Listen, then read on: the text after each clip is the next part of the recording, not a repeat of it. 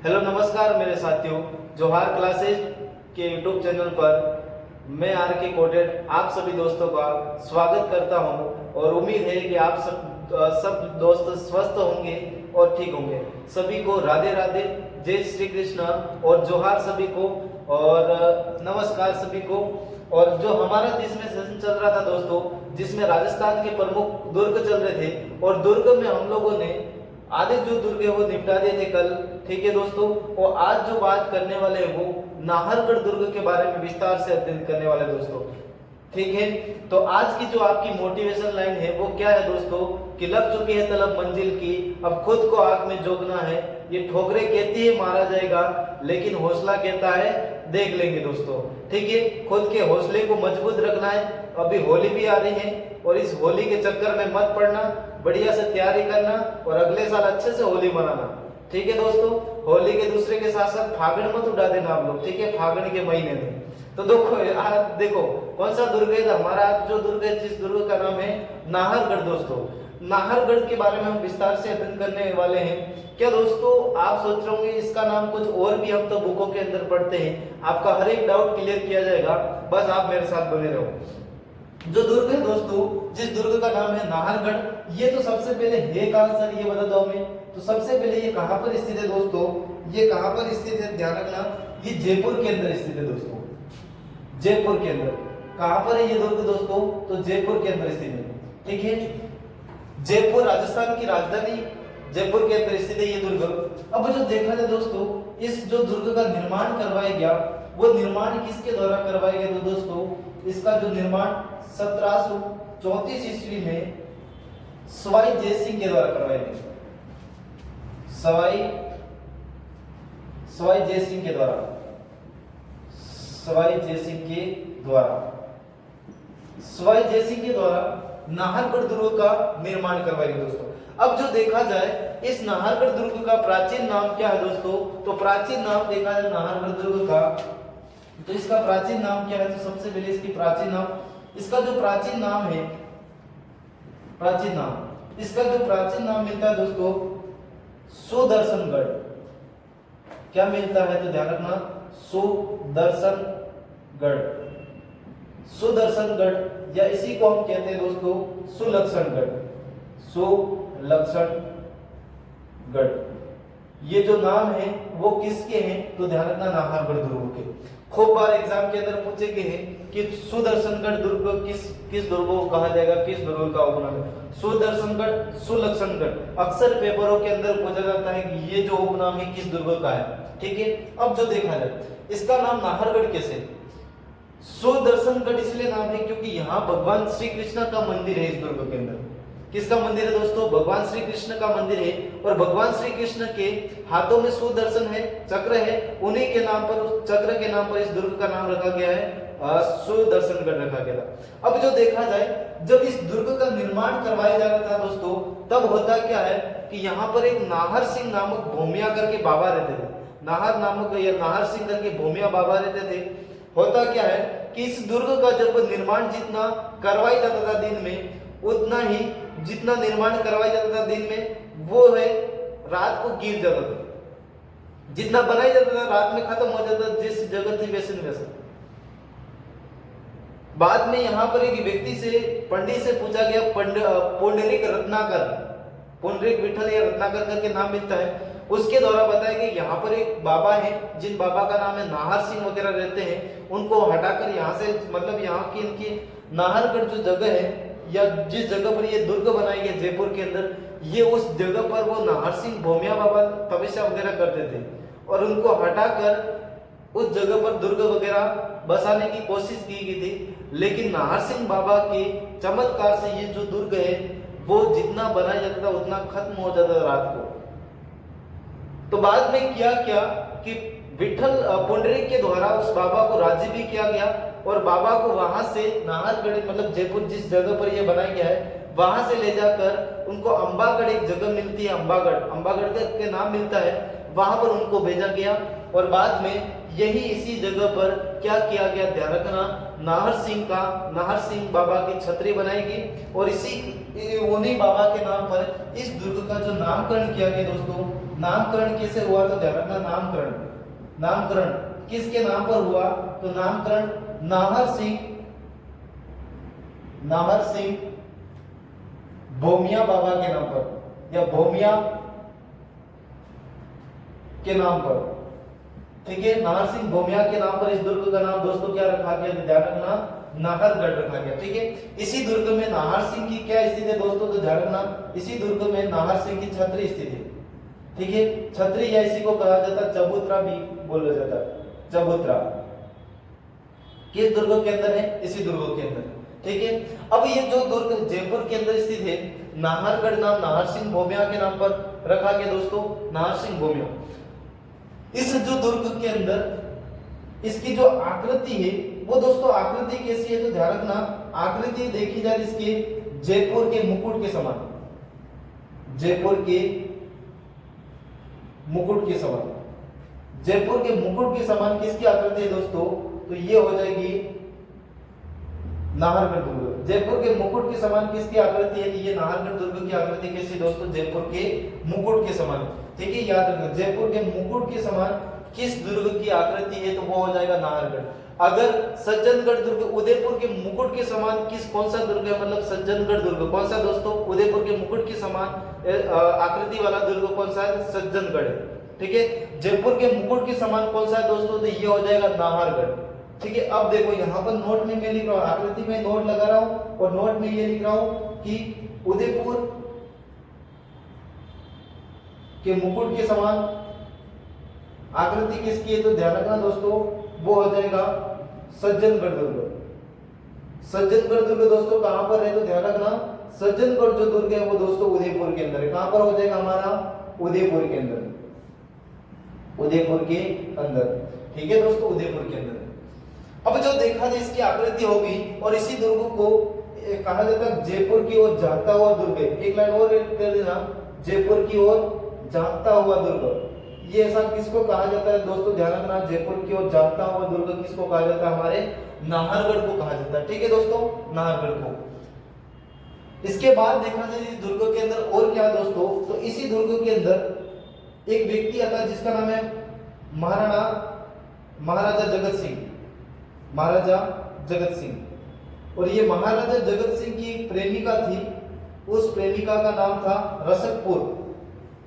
इनकी प्रेमिका थी जिनका नाम था रसकपुर, और रसकपुर को इस दुर्ग के अंदर क्या बना के रखा गया दोस्तों, तो रसकपुर को इसको मतलब इस दुर्ग के अंदर बंदी बना कर रखा था। क्या बना कर रखा था, बंदी, ठीक है दोस्तों। रसकपुर को किस दुर्ग के अंदर बंदी बनाया गया था तो ध्यान रखना, वो बंदी बना लिया था नाहरगढ़ दुर्ग के अंदर। रसकपुर इसकी क्या थी, प्रेमिका। आप भी ऐसी कोशिश मत करना बंदी बनाने की, ध्यान रखना 402 403 360 वाली धारा लग जाएगी बढ़िया से, ठीक है दोस्तों, तो ध्यान रखना। तो इसका जो इसके अंदर किसकी गर्लफ्रेंड को प्रेमिका, किसकी प्रेमिका को बंदी बनाकर रखा था, ध्यान रखना, रसकपुर को। और रसकपुर किसकी थी, ध्यान रखना, महाराज जगत सिंह की। अब जो देखा जाए इसी दुर्ग के अंदर एक महारथी और आता है जिसका नाम है दोस्तों, उसका नाम है सवाई माधो सिंह। महारथी क्यों बोल रहा आप लोग समझ गए होंगे, सवाई माधो सिंह। सवाई माधो सिंह दोस्तों, सवाई माधो सिंह इसीलिए आता है क्योंकि इसकी कितने पासवान थी दोस्तों, तो ध्यान रखना इसकी 9 पासवान थी, पासवान 9 पासवान। अब 9 पासवान थी तो थी, इसमें यहां पर डालने की कहां जरूरत है सिलेबस के अंदर, वो मुझे समझ में नहीं आती। 9 पासवान थे, इसकी कितने पासवान थे दोस्तों, 9 पासवान थी, 9 पासवान 9 पासवान। जब इसकी 9 पासवान थी तो इसने क्या किया दोस्तों कि इस दुर्ग के अंदर अपने 9 पासवानों के लिए एक जैसे 9 महल बनवाए। अब देखो ये महारथी है कि नहीं, इसके लिए हम लोगों को कंपटीशन एग्जाम के लिए पढ़ना पड़ता है कि 2 महल किसके द्वारा बनवाए, शरद, जवाहर, चांद, फूल, ललित, लक्ष्मी, ये सारे उनके नाम थे 9 पासवान। अब आप सोच रहे होंगे पासवान क्या है, पासवान का मतलब राजा को कोई भी पसंद आ जाती थी, सामंत वगैरह की लड़की वगैरह होती थी, उनकी लड़की वगैरह होती थी, अगर राजा को पसंद आ जाती थी तो राजा उसको अपनी क्या बना लेता था, पत्नी बना लेता था। मतलब यूं समझो उस पासवान को राजा के द्वारा गहने पहनने की अनुमति दी जाती थी, उसको हम कहते थे पासवान। और जहां पर पासवान रहती थी उस स्थल को कहा जाता था दोस्तों राजलोक कहा जाता था। क्या कहा जाता था? राजलोक। ठीक है, यहां तक पासवानों को राजा क्या बना लेते थे, अपनी पत्नी बना लेते थे। और ऐसे एक जैसे 9 महल बनाने वाला व्यक्ति कौन था? एक जैसी, मतलब ये यूं समझो ये जो पासवान होते थे दोस्तों किसी बड़े घर की नहीं होती थी, सामंतों की, दासों की वगैरह की होती थी। और उनको मतलब जब भी इनकी मर्जी आई तब मतलब उनको पसंद आ जाती थी तब उनकी ये बना देते पत्नी। समझ में आ गया? चलो ठीक, इधर देखो, आप भी पासवान बनाने की कोशिश मत करना कहीं जाकर कि ये पासवान वहां पर बनाई थी माधो सिंह ने ही करके। इधर देखो, अब जो देखा जाए कि इसने क्या करवाया, एक जैसे 9 महलों का निर्माण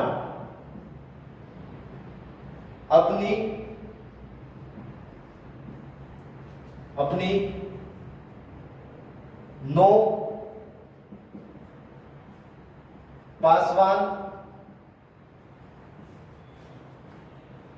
रानियों के लिए, अपनी 9 पासवान रानियों के लिए। ठीक है दोस्तों, 9 पासवान रानियों के लिए बनवाया। ये कौन सा दुर्ग है? ये जो दुर्ग है हमारा कौन सा है? नाहरगढ़ दुर्ग। अब एक ध्यान रखना, इस जो दुर्ग का निर्माण मेन उद्देश्य क्या था? इस दुर्ग का मेन उद्देश्य क्या था निर्माण करवाने का? जो उद्देश्य क्या था, मेन उद्देश्य क्या था? तो दोस्तों ध्यान रखना, उस समय देखा जाए 1700 के आसपास क्या होता था, 1734 के आसपास कुछ होड़ा सम्मेलन हुआ था दोस्तों, होड़ा भीलवाड़ा के अंदर। ऐसा हाँ 1734 के अंदर ही हुआ था, ऐसा ही कुछ समय है 1734 के अंदर। ठीक है, कंफर्म करके बताना। इसका मेन उद्देश्य था कि मराठाओं से, जब मराठों का आक्रमण होता है दोस्तों, क्या होता है? मराठों का आक्रमण होता है राजस्थान के अंदर। उस समय मराठों का आक्रमण खूब था, मतलब मराठों की जयपुर की रक्षा करने के लिए, मराठाओं से जयपुर की रक्षा करने के लिए 1734 में एक दुर्ग की नींव डाली गई थी। उस दुर्ग का नाम था दोस्तों सुदर्शनगढ़, सोलक्षणगढ़ या नाहरगढ़। तो उद्देश्य क्या था दोस्तों? उद्देश्य के अंदर लिख सकते हैं, ऐसा पूछा गया है कि मराठों के भाई से किस दुर्ग का निर्माण करवाया गया था या जयपुर की रक्षा के लिए? तो उस दुर्ग का नाम है नाहरगढ़। उद्देश्य क्या था दोस्तों? उद्देश्य में लिख देंगे मराठों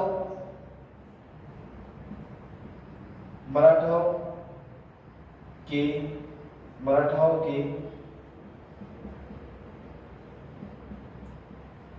आक्रमण के कारण किस दुर्ग का निर्माण करवाया दोस्तों? तो उस दुर्ग का नाम था, वो कौन सा हो जाएगा हमारा? नाहरगढ़। ठीक है दोस्तों, कौन सा हो जाएगा? नाहरगढ़। अगर दोस्तों आपको ये पूछा जाए कि इस दुर्ग के अंदर सर्वाधिक जो महल बनाए गए, वो सर्वाधिक जो महल किसके द्वारा बनाए गए? तो महल किसके द्वारा बनाए गए दोस्तों? तो महल का नाम मिलता है सवाई जय सिंह हो गया, सवाई माधो सिंह के द्वारा, सवाई माधो सिंह के द्वारा, सवाई माधो सिंह के द्वारा। ठीक है दोस्तों, सवाई माधो सिंह के द्वारा सर्वाधिक कितने बनाए? 9 महल बनवाए। इसके बाद देखा जाए इस दुर्ग के अंदर, ये जो दुर्ग है इतना ही है दोस्तों। आगे जो एक दुर्ग का नाम लेता हूं उस दुर्ग का नाम है लोहागढ़। कौन सा दुर्ग? लोहागढ़। हेलो दोस्तों, नाहरगढ़ हो गया। नाहरगढ़ के बाद हम जो बात अध्ययन करने वाले हैं वो कौन सा करने वाला है दोस्तों? ध्यान रखना, कौन से करने वाले हैं, किस दुर्ग के बारे में? उस दुर्ग का नाम है लोहागढ़ दोस्तों, लोहागढ़, लोहागढ़ दुर्ग, लोहागढ़ दुर्ग दोस्तों। लोहागढ़ जो दुर्ग पड़ता है हमारे कहां पर पड़ता है? तो ध्यान रखना दोस्तों, वो आ जाएगा हमारे भरतपुर के अंदर। ठीक है दोस्तों, भरतपुर के अंदर जो दुर्ग है उस दुर्ग का नाम है लोहागढ़। कौन सा दुर्ग है दोस्तों? लोहागढ़। अब जो देखो, इसका जो लोहागढ़ का दोस्तों जो निर्माण करवाया गया था, वो निर्माण किसके द्वारा करवाया गया? तो इसका जो निर्माण करवाया गया दोस्तों, वो निर्माण करवाया गया था 1733 ईस्वी में जाट राजा सूरजमल के द्वारा, सूरजमल के द्वारा। जाट राजा सूरजमल के द्वारा 1733 में इस दुर्ग का क्या करवाया दोस्तों, निर्माण। अब जो देखा जाए दोस्तों, इस दुर्ग की जो श्रेणी है वो श्रेणी कैसी है दोस्तों, तो ध्यान रखना श्रेणी कैसी है, तो श्रेणी इसकी हो जाएगी भूमि दुर्ग या भूमि प्लस पारिक श्रेणी। मतलब देखा जाए ये भूमि दुर्ग की श्रेणी का दुर्ग है, ठीक है दोस्तों, पारिक या भूमि दुर्ग श्रेणी का ये दुर्ग है। अब जो देखा जाए दोस्तों, पारिक ऐसे दुर्ग जिस दुर्ग के चारों ओर खाइयां निर्मित, तो ऐसे दुर्ग को हम लोगों ने पारिक कहा था। भूमि मतलब ध्यान रखना ये सर्वश्रेष्ठ, मतलब भारत का ही नहीं विश्व का सर्वश्रेष्ठ मैदानी दुर्गों में सर्वश्रेष्ठ दुर्ग माना जाता है। देखो मैं यहाँ पर लिख रहा हूँ, आप लिख देना कि क्या लिख रहा हूँ कि मैदानी श्रेणी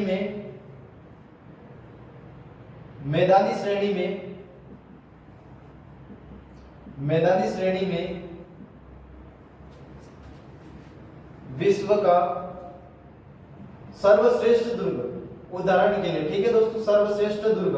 ऐसा दुर्ग कौन सा था, हमारा एक दुर्ग है जिस दुर्ग का नाम है, उस दुर्ग का नाम हो जाएगा दोस्तों, वो हो जाएगा लोहागढ़ दुर्ग। कहां पर है दोस्तों, तो भरतपुर के अंदर। इसका जो निर्माण करवाया गया 1733 ईस्वी में जाट राजा सूरजमल के द्वारा इस दुर्ग का निर्माण करवाया गया। अब जो देखा जाए दोस्तों, इस दुर्ग क्यों प्रसिद्ध है ये दुर्ग, तो ये दुर्ग अपनी आजादी के लिए प्रसिद्ध है। क्यों प्रसिद्ध है दोस्तों, आजादी के लिए प्रसिद्ध है। इससे पहले हम क्या लिखेंगे, ध्यान रखना, इस दुर्ग के अंदर क्या हुआ था 18 मार्च, कब की बात आती है दोस्तों, 18 मार्च 1948। 18 मार्च 1948 48 के दिन क्या हुआ दोस्तों, तो ध्यान रखना, इस दिन क्या हुआ था, मत्स्य संघ का गठन, मत्स्य संघ का क्या हुआ दोस्तों, उद्घाटन। क्या हुआ, उद्घाटन किस दुर्ग के अंदर हुआ दोस्तों, तो उद्घाटन हुआ था, वो उद्घाटन कहां पर हुआ था, तो वो हमारे लोहागढ़ दुर्ग के अंदर, ठीक है। कहां पर हुआ था, लोहागढ़ दुर्ग के अंदर। लोहागढ़ दुर्ग के अंदर इस दुर्ग का क्या हुआ दोस्तों, उद्घाटन हुआ। क्या हुआ, उद्घाटन। अब देखो, ये लोहागढ़ मत्स्य संघ था क्या दोस्तों, 18 मार्च 1948 को राजस्थान का एकीकरण की ये प्रथम चरण था। प्रथम चरण में जिसे पूर्व संघ का राजस्थान, इस तरह के जो कुछ नाम रखेंगे, जैसे इसके बाद रखा गया था कि दक्षिणी पूर्वी राजस्थान, दक्षिणी पूर्वी राजस्थान संघ, इस तरह के नाम रखे गए थे, जिसके अंदर कोटा, बूंदी, डूंगरपुर, बांसवाड़ा ये थे, ठीक है। मत्स्य संघ, इसका जो मत्स्य संघ नाम रखा गया वो केम मुंशी की सिफारिश, समिति की सिफारिश पर रखा गया था। और इसके अंदर देखा जाए तो मैं यहाँ पर एक नक्शा बना रहा हूँ दोस्तों, और इस नक्शे के अंदर आप लोग देखना कि ये मत्स्य संघ के अंदर कौन कौन से जिले शामिल किए गए, ठीक है, कौन कौन से जिले शामिल किए गए। यहाँ पर पढ़ते दोस्तों, यहाँ ये वाला क्षेत्र था, कौन सा था, ध्यान रखना दोस्तों, इस वाले क्षेत्र को कहा गया था एकीकरण के समय मत्स्य संघ। कौन सा, मत्स्य संघ।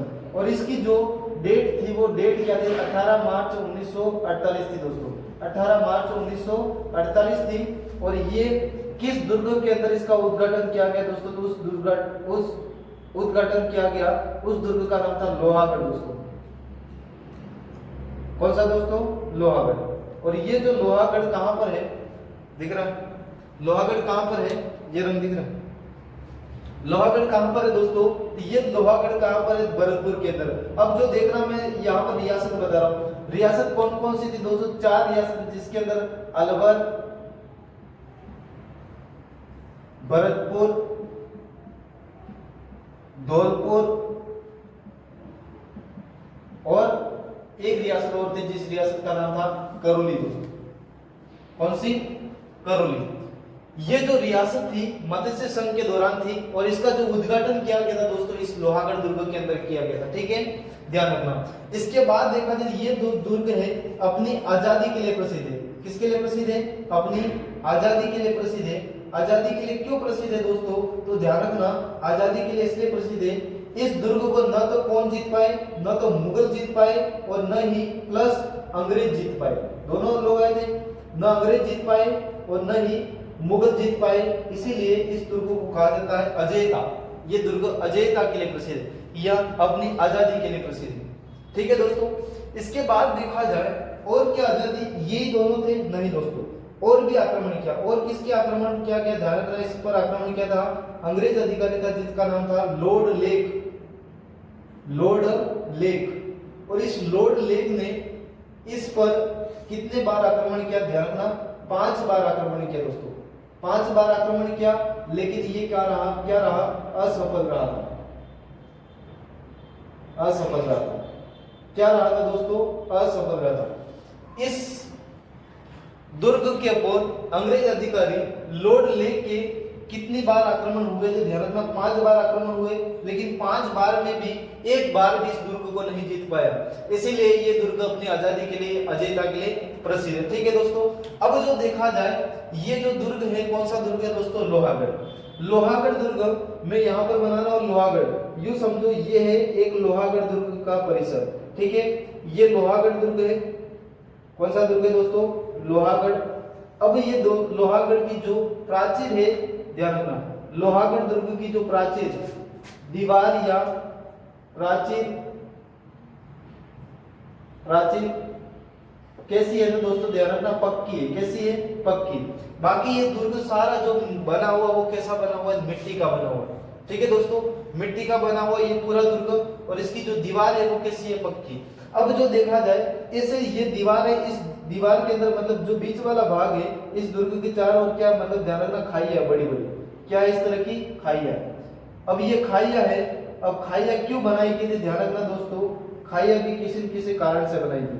जब भी इस दुर्ग पर दूर से क्या बेकर यहाँ पर लिख देता लोहागढ़ दुर्ग, लोहागढ़ दुर्ग। ठीक है दोस्तों, लोहागढ़ दुर्ग। जब दूर से कोई भी तोपे से इस दुर्ग पर आक्रमण करे, मतलब यहाँ से रखकर तोप इस दुर्ग के अंदर चलाए, जब दुर्ग के अंदर गिरे तो दुर्ग की यहाँ पर खाई के अंदर आके गिरा, तो इस सीधे खाई के अंदर आके गोला गिरेगा। गोला गिरने के बाद इस दुर्ग को इतना नुकसान नहीं पहुंचेगा। समझ रहे हो? ये खाई बनाएगी, इसीलिए बनाएगी, जब भी बाहरी आक्रमणकारी आता था, तोप वगैरह लेके आता था, इस दुर्ग को आसानी से तोड़ नहीं पाता था।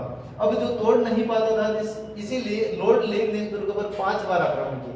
अब इन यहाँ के लोगों के द्वारा क्या किया गया दोस्तों, कि इन खाइयों का उपयोग और किसके लिए किया गया? तो ध्यान रखना, एक नहर आती है जिस नहर का नाम है, यहाँ पर जिस नहर का नाम देख रहा हूं मैं यहाँ पर, मोती नहर। कौन सी दोस्तों? मोती नहर। इसको मिटा देते हैं, मोती नहर। एक नहर आती है जिस नहर का नाम है दोस्तों मोती नहर, मोती झील। यहाँ पर एक झील है जिस झील का नाम है दोस्तों मोती झील। ठीक है, झील का नाम कौन सा है दोस्तों? मोती झील। अब ये देखा जाए, ये मोती झील का पूरा पानी है, ये मोती झील है और इसका ये पूरा पानी।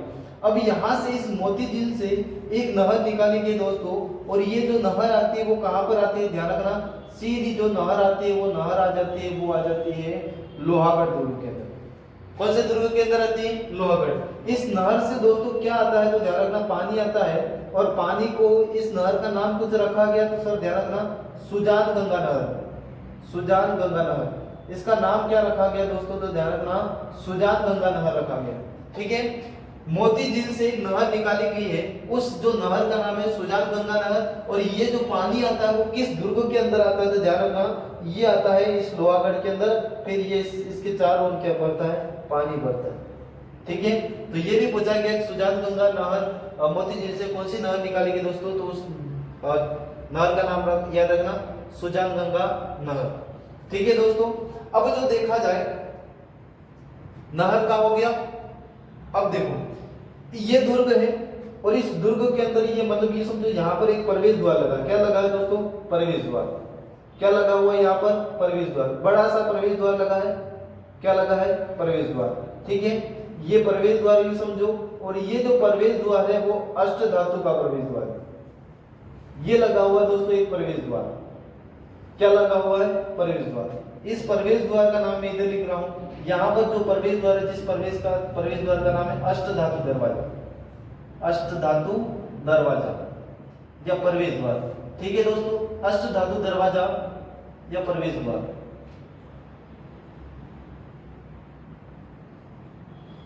अब देखो ये कहां पर लगा हुआ? लोहागढ़ दुर्ग के मेन दरवाजे पर लगा हुआ। कौन सा? अष्ट धातु दरवाजा।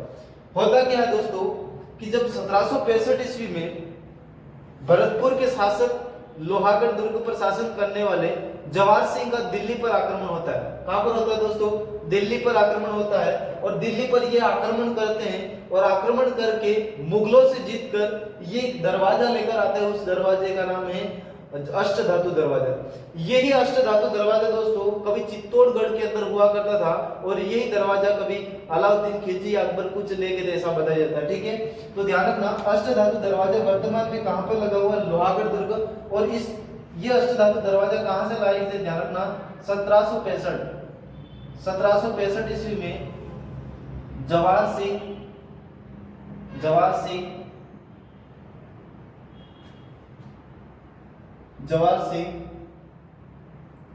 दिल्ली की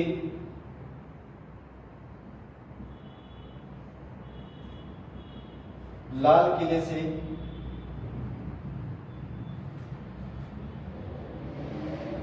मुगलों को पराजित करके लाया। ठीक है दोस्तों, पराजित करके लाया। कौन लाया था? तो ध्यान रखना वो लाया था हमारा जवाहर सिंह। ठीक है, 1765 ईस्वी में 1733 में इस दुर्ग का निर्माण करवाया गया। अब जो देखा जाए दोस्तों इस दुर्ग के अंदर और क्या है तो ध्यान रखना इस दुर्ग के अंदर सिलखाना है, दीवाने दरबार खास है, दीवाने खास है, ये सारे कुछ अलग अलग महल है, लेकिन ध्यान रखना आप सिलखाना याद रखना। ठीक है, अब जो बात करेंगे वो कौन सा बात करेंगे? ध्यान रखना इसके अंदर एक दो और याद रखना, देव सागर तालाब, सागर सागरी वगैरह, ये सारे नहीं पूछेंगे इतना टिकली वगैरह। अब जो एक दुर्ग और लेते हैं उस दुर्ग का नाम है दोस्तों भेसरोड, सॉरी मांडलगढ़। कौन सा? अब जो बात करने वाला वो किसके बारे में बात करने वाले दोस्तों ध्यान रखना, उस दुर्ग का नाम है मांडलगढ़। मांडलगढ़ कौन सा हो जाएगा दोस्तों? मांडलगढ़। ठीक है, मांडलगढ़। दुर्ग का नाम क्या है दोस्तों तो ध्यान रखना मांडलगढ़। मांडलगढ़, ये जो मांडलगढ़ दुर्ग है दोस्तों वो कहां पर है तो ध्यान रखना मांडलगढ़ जो दुर्ग हो जाएगा हमारा वो हो जाएगा चित्तौड़गढ़, सॉरी भीलवाड़ा के अंदर। कहां पर हो जाएगा? भीलवाड़ा के अंदर। मांडलगढ़ जो दुर्ग है दोस्तों वो कहां पर है तो ध्यान रखना भीलवाड़ा के अंदर। भीलवाड़ा, भीलवाड़ा कहां पर है ये? भीलवाड़ा। ठीक है दोस्तों, भीलवाड़ा। मांडलगढ़ जो दुर्ग है वो कहां पर है दोस्तों तो ध्यान रखना ये है भीलवाड़ा के अंदर। कहां पर है? भीलवाड़ा के अंदर। अब देखा जाए ये भीलवाड़ा के अंदर किस श्रेणी का दुर्ग है दोस्तों तो ध्यान रखना ये गिरी श्रेणी का है। गिरी दुर्ग। कैसा दुर्ग है दोस्तों? गिरी दुर्ग। ठीक है, ये कैसा दुर्ग है तो ध्यान रखना आप लोग गिरी दुर्ग है। अब तो देखा जाए ये त्रिवेणी संगम पर स्थित है दोस्तों। त्रिवेणी संगम पर। त्रिवेणी संगम कौन से है तो ध्यान रखना त्रिवेणी संगम कहां किसको जाएगा? किसको कहा जाएगा? त्रिवेणी संगम। ठीक है, त्रिवेणी संगम उस स्थल को कहा जाएगा जहां पर तीनों नदियां आकर तीनों नदियां एक ही स्थान पर अपना जल एकत्रित करती हो, ऐसे स्थल को हम क्या कहेंगे? त्रिवेणी संगम। तो देखा जाए यहाँ पर ये त्रिवेणी संगम के ऊपर स्थित नहीं है दोस्तों, ध्यान रखना ये त्रिवेणी संगम के जस्ट पास में ही दुर्ग स्थित है। उस दुर्ग का नाम है मांडलगढ़ दोस्तों। ठीक है, तो त्रिवेणी संगम कौन कौन सी नदियां बनाती है? ध्यान रखना बनास, बामनी और बेड़च। सॉरी बामनी नहीं होगी, बनास, मेनार और बेड़च। बनास, मेनाल और बेड़च ये इस त्रिवेणी संगम के पास में स्थित है। कौन सा दुर्ग? वो हो जाएगा हमारा मांडलगढ़। ठीक है दोस्तों, अब जो देखा जाए एक ऋषि का नाम आता है, उस ऋषि का नाम है श्रृंगी ऋषि। क्या नाम आता है दोस्तों? श्रृंगी ऋषि। श्रृंगी ऋषि के अनुसार ऐसा बताया जाता है, इसके अनुसार क्या बताया जाता है कि इसकी आकृति है वो इस दुर्ग की आकृति कैसी है दोस्तों? ध्यान रखना इस दुर्ग की जो आकृति है वो कैसी है? मंडलाकृति है दुर्ग की। इसके अनुसार दुर्ग की आकृति कैसी दोस्तों? इसके अनुसार दुर्ग की जो आकृति है वो मंडलाकृति। कैसी दोस्तों? मंडलाकृति। मंडलाकृति नहीं समझ में आए दोस्तों तो कोष्टक में मैं लिख रहा हूं, मंडलाकृति नहीं समझ में आए तो कोष्टक में लिख रहा हूं मैं, मंडलाकृति नहीं समझ में आए तो कोष्टक में लिखता हूं कटोरी अनुमा। कटोरे अनुमा। मंडलाकृति नहीं समझ में आए तो कटोरा होता है उसकी अनुमा।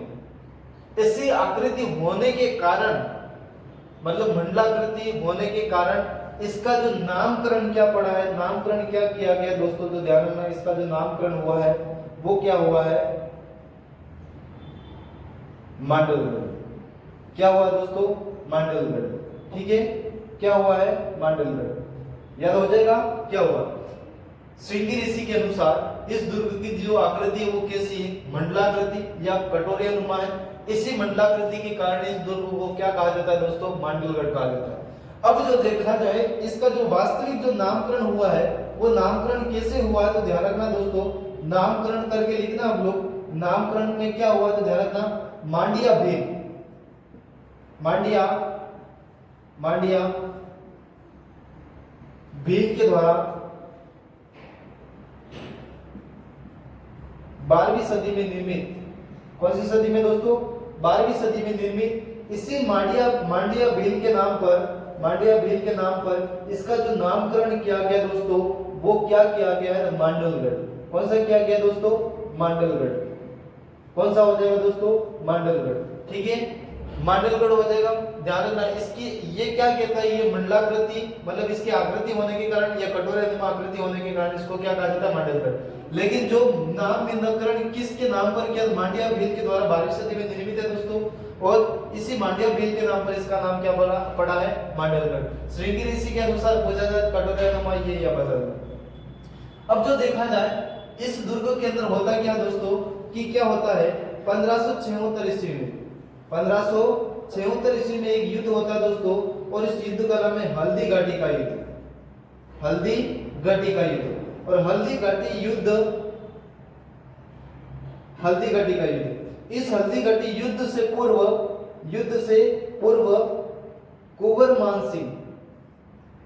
कुंवर मान सिंह जो जयपुर का शासक था, कछवा शासक था, कुंवर मान सिंह के द्वारा लगभग 1 माह तक क्या किया था, लगभग 1 माह तक इस दुर्ग के अंदर रुका था। 1 माह तक, लगभग 1 माह तक युद्ध की तैयारी की थी, समझ लो। 1 माह तक क्या की थी इस दुर्ग के अंदर, युद्ध की तैयारी। अब जो देखा जाए दोस्तों कि यहाँ पर हल्दी घाटी में 1576 ईस्वी में जब हल्दी घाटी हुआ, मान सिंह ने तो यहाँ पर तैयारी की, लेकिन महाराणा प्रताप जी के द्वारा कहाँ पर की गई, ध्यान रखना दोस्तों, महाराणा प्रताप के द्वारा जिस दुर्ग के अंदर की गई थी, उस जो दुर्ग का नाम है दोस्तों, उस दुर्ग का नाम हो जाएगा कुंभलगढ़। कौन सा हो जाएगा दोस्तों, कुंभलगढ़।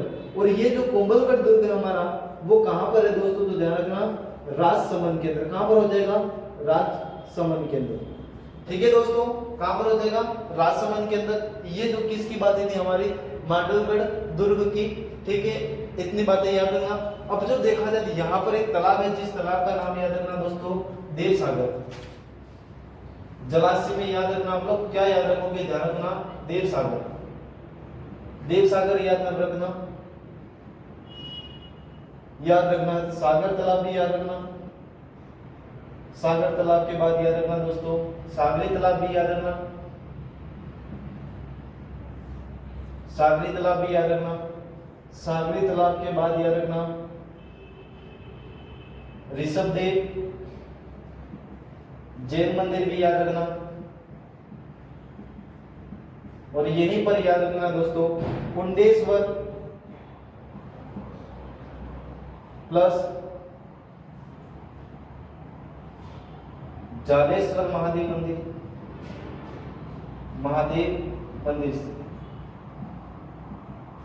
ठीक है दोस्तों। ये सारी बातें कहां पर है, इसी दुर्ग के अंदर है।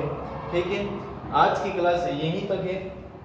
इसके बाद मिलते हैं अपने दूसरे वीडियो के साथ। और ये जो दुर्ग है इनकी जो पीडीएफ वगैरह चाहिए दोस्तों, तो आप लोग एक काम करना, मैं पहले भी आपको बोल चुका हूँ कि आप अपने टेलीग्राम पर जाइए, और टेलीग्राम पे जाकर आप लोग क्या करें कि टेलीग्राम पर जाकर जोहार क्लासेस की जो टेलीग्राम है वो टेलीग्राम ज्वाइन करिए। और ज्वाइन करने के बाद उस टेलीग्राम के अंदर जो जो यूट्यूब के अंदर आपको टॉपिक करवाए जाएंगे, वो सारे जो टॉपिक की जो मतलब ये जो पढ़ाई जा रहा है, वो सारी जो पीडीएफ आपको उस टेलीग्राम के अंदर मिल जाएगा दोस्तों। ठीक है, यहाँ पर कुछ हो सकता है कि आर्थिक मतलब संसाधनों की कमी की वजह से आपको दिखाई भी नहीं दे, ठीक है, तो नोट्स है जो वो क्या करना, टेलीग्राम को ज्वाइन करिए और इस टेलीग्राम के अंदर आपको पूरे हस्तलिखित नोट्स आरएस लेवल के मैं अवेलेबल करवा दूंगा। ठीक है दोस्तों, और क्लास के अंदर कुछ कमी पेशी लगे तो बता देना, कल परसों और क्लासें होगी, फिर आप बढ़िया से होली मनाना और मस्त रहना। ठीक है दोस्तों, मिलते हैं, थैंक यू।